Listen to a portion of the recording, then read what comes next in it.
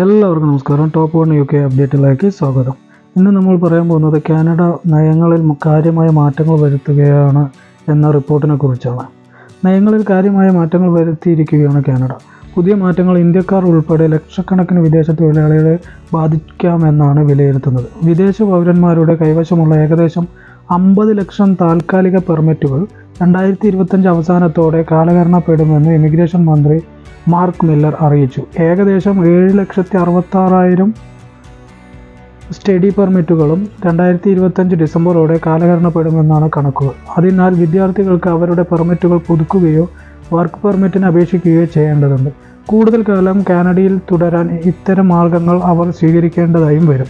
അടുത്ത 3 വർഷത്തിനുള്ളിൽ കാനഡയിൽ പ്രവേശിക്കാൻ ആഗ്രഹിക്കുന്ന സ്ഥിര താമസക്കാരുടെയും താൽക്കാലിക താമസക്കാരുടെയും എണ്ണത്തിൽ ട്രൂഡോ സർക്കാർ കുറവ് വരുത്തിയിട്ടുണ്ട്. പുതുക്കിയ ഇമിഗ്രേഷൻ നയത്തിൻ്റെ ഭാഗമാണ് ഈ മാറ്റങ്ങൾ. പാർപ്പിടം, ആരോഗ്യമേഖല, അടിസ്ഥാന സൗകര്യങ്ങൾ തുടങ്ങിയവയുടെ ദൗർബല്യങ്ങൾ രാജ്യം വലിയ വെല്ലുവിളിയായിട്ടാണ് നേരിടുന്നത്. പെർമിറ്റുകളുടെ എണ്ണം കുറയ്ക്കാനാണ് പുതിയ തീരുമാനം.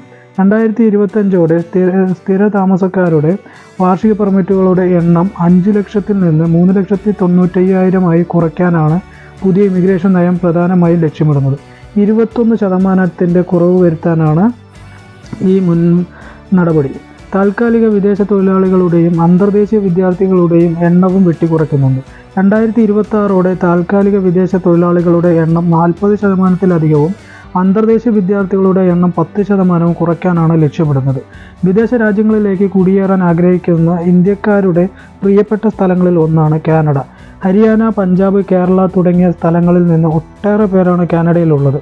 കേരളത്തിൽ നിന്ന് നഴ്സിംഗ്, IT തുടങ്ങിയ മേഖലകളിൽ ജോലി ചെയ്യുന്നതിനായി അനവധി പേരാണ് കാനഡയിലേക്ക് പോകുന്നത്. പഠന ആവശ്യങ്ങൾക്കായി ഒട്ടേറെ വിദ്യാർത്ഥികളും കാനഡ തിരഞ്ഞെടുക്കുന്നുണ്ട്. പഠനം കഴിഞ്ഞ കാനഡയിൽ സ്ഥിരതാമസിക്കാൻ മുൻഗണന നൽകുന്നവരാണ് ഇവരിലേറെയും. ഇത്തരക്കാർക്ക് തിരിച്ചടിയാകുന്ന പുതിയ ഇമിഗ്രേഷൻ നയമാണ് കാനഡ പുറത്തിറക്കിയിരിക്കുന്നത്. കാനഡയിൽ 16,89,055 ഇന്ത്യക്കാരാണ് നിലവിലുള്ളത്. എഞ്ചിനീയർമാർ, സാങ്കേതിക വിദഗ്ധർ, ശാസ്ത്രജ്ഞർ, എക്സിക്യൂട്ടീവുകൾ എന്നിവർ വൈവിധ്യമാർന്ന മേഖലകളിൽ ഇന്ത്യൻ പ്രവാസി സമൂഹത്തിൻ്റെ സാന്നിധ്യം വളരെ വലുതാണ്.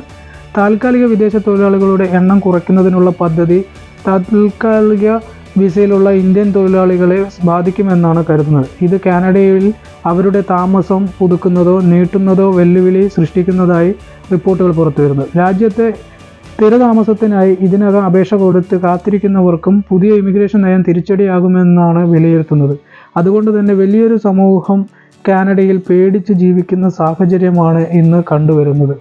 അതുകൊണ്ട് ഈ നിയമമാറ്റങ്ങളെല്ലാം അപ്ഡേറ്റായി നിങ്ങൾക്ക് ലഭിക്കുവാനായി ഈ ചാനൽ ഇതുവരെ സബ്സ്ക്രൈബ് ചെയ്തില്ലെങ്കിൽ സബ്സ്ക്രൈബ് ചെയ്യുക. നിങ്ങളുടെ അഭിപ്രായങ്ങൾ കമൻറ്റ് ചെയ്യുക. നന്ദി, നമസ്കാരം.